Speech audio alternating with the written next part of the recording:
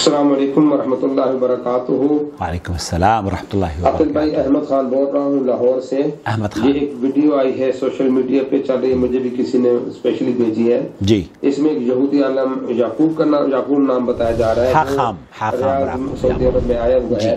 تو اس میں سلسلے میں وہ ویڈیو میں بتایا جا رہا ہے کہ یہ یہودی عالم جو کہ مسجد اقصی کو گرانے کا انتہائی شدید مقصد کوششوں میں لگا ہوا ہے، اس کی خواہش ہے کہ میں اس کو گراؤں اور ہیکل کو تعمیر کیا جائے۔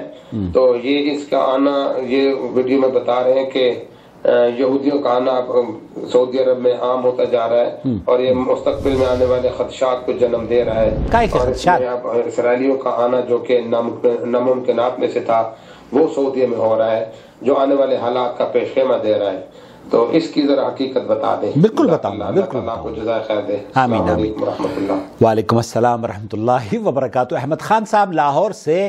دراصل صرف احمد خان صاحب آپ ہی پریشان نہیں ہیں، بلکہ بہت سے لوگ سوشل میڈیا کے اس زہر کو سمجھ نہیں پا رہے ہیں۔ جو چیز آپ کو دکھائی جا رہی ہے دراصل اس تصویر کے دو رخ ہوا کرتے ہیں، اور میں ہمیشہ یہ کہا کرتا ہوں کہ ہم جب تک یہ جرنلزم یا جو یہ صحافی ہیں تصویر کی سچائی سے اس کی ترجمانی نہیں کریں گے، تب تک یہ اس منصب کے یا اس عہدے کے یا اس ذمہ داری کا حق ہی ادا نہیں کر پائیں گے جسے اللہ رب العالمین نے ان کو سونپا ہے۔ یہ حق بیانی کی ذمہ داری ہے اللہ تعالیٰ نے ان کو دی ہے، ان صحافیوں کو، ان جرنلزم کے ٹھیکیداروں کو، لیکن یہ حق سے ترجمانی نہیں کرتے، صرف پکچر کا وہ رخ آپ کو دکھانا چاہتے ہیں جس رخ سے آپ کو تکلیف پہنچے، اور سعودی عرب اور یہاں کے باشندوں، یہاں کے حکمرانوں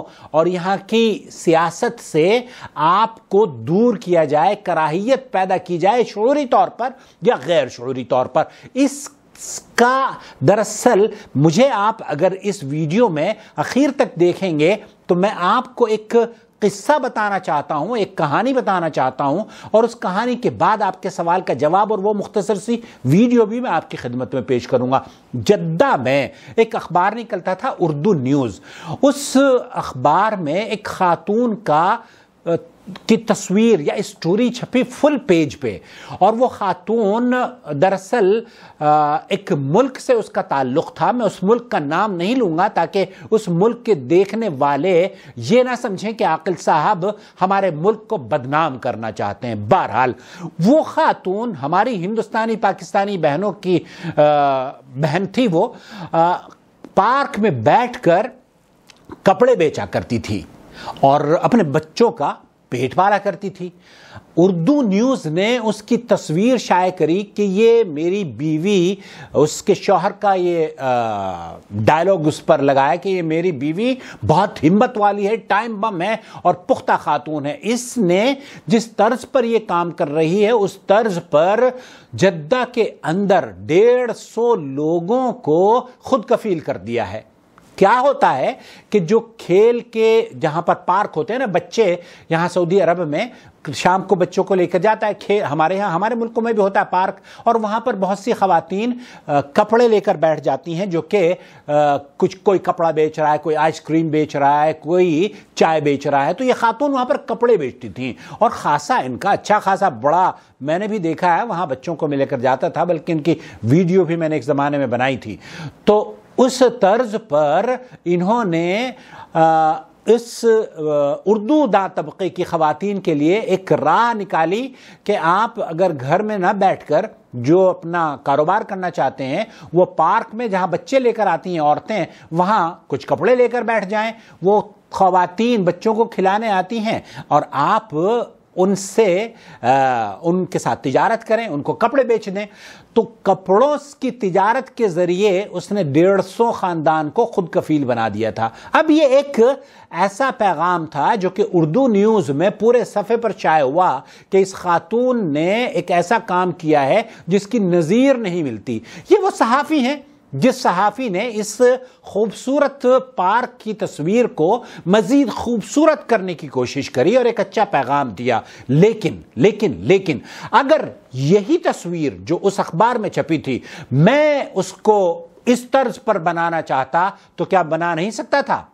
مثال کے طور پر میں وہی فوٹو لگاتا جس میں یہ کہا گیا تھا کہ اس خاتون کے لیے، یہ خاتون 150 خاندانوں کو خود کفیل کر چکی ہے، تو میں اس خود کفیل کے لفظ کو کاٹ کر میں اگر اوپر لکھ دیتا کہ کہاں ہے جدہ کے بلدیہ، کہاں ہے میونسپلٹی کے کارکن، کہاں ہے یہاں کی حکومت، وہ پارک جن پارکوں پر کروڑوں ریال خرچ کیے جاتے ہیں اس لیے کہ وہاں ہمارے بچے جا کر کھیلیں، ان خواتین نے، ان غیر یعنی اجنبیوں نے یا ان لوگوں نے جو ہندوستان پاکستان سے آئی ہوئی ہیں، یہ خواتین یہاں پر غیر قانونی طور پر بزنس کر کے ہمارے ملک کے معیشت کو نقصان پہنچا رہی ہیں، وہ حق بجانب تھے اگر اس طرز پر اس واقعے کو نقل کرتے۔ کیونکہ سعودی عرب میں کسی بھی شخص کو اپنی تجارت کرنے کا حق نہیں ہے، یا نہ تو پارک میں کر سکتے ہیں آپ، نہ ہی دکانوں پر کر سکتے ہیں unless and until گورنمنٹ کی آپ کو پرمیشن ہو۔ تو اگر ایک ترجمہ کرنے والا یا ایک صحافی اس خبر کو یہ کہہ دیتا تو شاید ہماری پوری کمیونٹی ہندو پاک کی اس کے چہرے پر ایک سوالیہ نشان کھڑا کر دیتا، لیکن ایک خوبصورت پیغام دیا، اور یہی بات اس ویڈیو کے سارے، یہ دیکھیے یہ ویڈیو، یہ کہا جا رہا ہے کہ متشدد ریاض میں پہنچ چکے ہیں، اور یہ دعویٰ کیا جا رہا ہے کہ جناب ریاض میں یہودی راخام یا حاخام کہتے ہیں یہودی پریچر کو، یہودیوں کے جو داعی ہیں وہ آ چکے ہیں۔ میں اس سے پہلے کہ ان کا کیا منصوبہ ہے اور یہ بیت المقدس کو گرانا چاہتے ہیں یا کیا کرنا چاہتے ہیں، اللہ تعالیٰ ان کو کبھی بھی کامیابی نہ عطا فرمائے۔ یہ جس طرح کے خواب لے کر چل رہے ہیں نا، آپ نے دیکھا ہوگا، تاریخ گواہ ہے اس بات کی کہ بہت سے لوگوں نے مساجد کو گرانے کی کوشش کری، چاہے وہ بابری مسجد کا گرانے والا کیوں نہ ہو، اللہ رب العالمین نے اسے اسلام سے سرفراز کر دیا، وہ مسلمان ہو گیا۔ اسی طریقے سے بہت سے ایسے لوگ ہیں جو کہ آئے سعودی عرب میں پریچنگ کرنے اور یہاں سے اسلام کی تعلیمات لے کر گئے، مسلمان ہو کر گئے۔ میری دعا ہے کہ اللہ رب العالمین اس شخص کو بھی ہدایت سے نواز دے۔ میں گزشتہ ہفتے جس بچوں سے آپ کی میری ملاقات کروائی تھی نا، مریم اور اس کے شوہر سے، وہ پنڈت کے بیٹے ہیں، اور وہ پنڈت یہاں پر جس کا نام پالیوال تھا، شنکر پالیوال، روی شنکر پالیوال، میرے ہی ہاتھوں پر اس نے اسلام قبول کیا تھا اللہ کے فضل و کرم سے۔ اب تو خیر اس کا انتقال ہو گیا، لیکن کیا اس ملک میں آنے والے صرف واپس چلے جاتے ہیں؟ نہیں بھائی، یہاں ہزاروں لوگ اللہ کے فضل و کرم سے اسلام قبول کر کے واپس لوٹتے ہیں۔ تو یہ حاخام جو یہاں پر آئے ہیں، یہ دراصل آپ کو جو پیغام دیا جا رہا ہے وہ غلط تصویر پیش کی جا رہی ہے کہ جناب اسرائیلی یہاں پر آ گئے ہیں۔ یہ بطور اسرائیلی یہاں نہیں آئے ہیں، یہ آپ کی غلط فہمی ہے۔ مجھے نہیں پتا کہ پاکستان میں یہودی بستے ہیں یا نہیں بستے، میں سمجھتا ہوں کہ پاکستان میں بھی یہودی ہوں گے جس طریقے سے ہندوستان میں یہودی ہیں۔ ہندوستان کے یہودی جو یہودی ازم کو پریکٹس کرتے ہیں یا یہودی دین پر عمل کرتے ہیں، کیا وہ اسرائیلی ہیں؟ یہ ہماری اور آپ کی غلط فہمی ہے۔ وہ ہندوستانی ہیں، ان کا پاسپورٹ انڈین ہے۔ اگر کوئی لبنانی یہودی ہو یا امریکن یہودی ہو یا کوئی اور کسی ملک کا باشندہ یہودی ہو تو کیا سعودی حکومت نے ان کو ویزا نہ دینے کی کوئی پالیسی بنائی ہے؟ نہیں، حکومت کی پالیسی یہ ہے کہ ہم اسرائیل سے اس وقت تک تعلقات قائم نہیں کریں گے جس وقت تک ہم فلسطین کا مسئلہ حل نہ کر لیں۔ تو اس میں تو اللہ کے فضل و کرم ہے، ملک سلمان ابن عبد العزیز اور ان کی جو ٹیم ہے، ان کی جو حکومت ہے، وہ الحمدللہ پختہ کھڑی ہوئی ہے۔ لیکن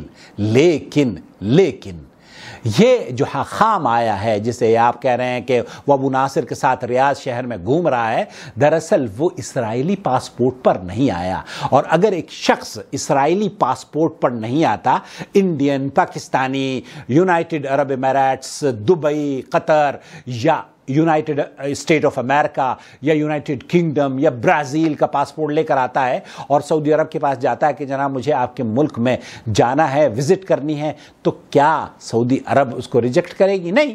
دعا کیجئے اللہ تعالیٰ اس کو مسلمان کر دے. اور اگر یہ تصویر جس تصویر کا مظاہرہ اس ویڈیو میں کیا جا رہا ہے نا، اس سے کیا ہے، نفرتیں پھیلتی ہیں. نفرتیں نہ بنائیں، نفرتیں نہ پھیلائیں، بلکہ اچھا مسلمان بن کے دکھائیں. اور میں آپ کو اگلی ویڈیو میں بتانے والا ہوں میرے دوست کہ یہودی مدینہ منورہ میں آ سکتے ہیں یا نہیں. دیکھ لیجئے اور آنکھیں کھول لیجئے. شکریہ. اللہ ولی الذین آمنوا یخرجهم من الظلمات الى النور والذین کفروا اولیاؤهم الطاغوت یخرجونهم من النور الى الظلمات اولئک اصحاب النار هم فيها خالدون.